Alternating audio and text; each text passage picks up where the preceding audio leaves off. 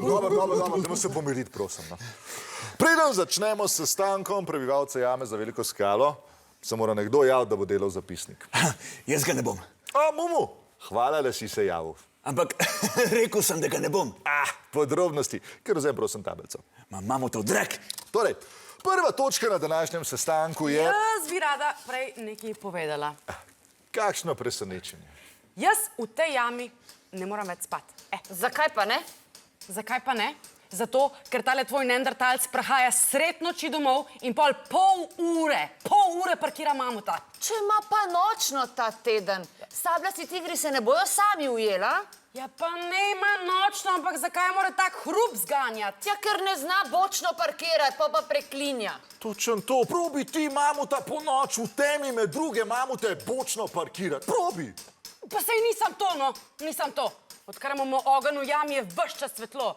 Mislim, to čist uničuje moj naravni bioritem. Ja, to pa tudi mene moti. Ampak zato, ker se vsi okrog ognja zbiramo in pol ta tvoj neandertalc celo noči neke zgodbe pripoveduje. Ej, poslušaj ti tam, to niso karene zgodbe, v redu, to so legende. Legende o neandertalcih in homo sapiensih, ki se s pomočjo letečih mastodontov borijo za oblast. To je pa tok dober. Jaz komi čakam nocojšnje nadaljevanje. Nadaljevanja ne bo. Kaj?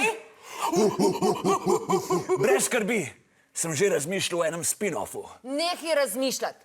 Od zdaj naprej bomo vsako noč spali, vsaj 8 ur. Ne pa, da mi vsako jutro jamrate, kako ste preveč utrujeni, da bi šli borovnice nabirati. A ni dosti, da imamo take težave z našimi najstniki, a? Kaj, spet cele noči orehe nabijajo? Cele noči. Pa če bi se vsaj skupaj igrali, ne. En nabija orehe, vsi ostali pa gledajo. Pa kam gre ta svet, no? Mislim, pa ni čuden, da čez dan ne morejo ostati budni. Zdaj sem jih učila, kako se skuha v baro iz smilodona, pa mi je en tam direktno tukaj upadel. Zato mi je tak čuden okus.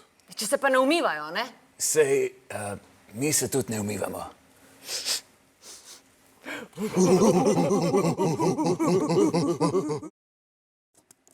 Kaj pa vi počnete, da lažje zaspite? Napišite v komentarje.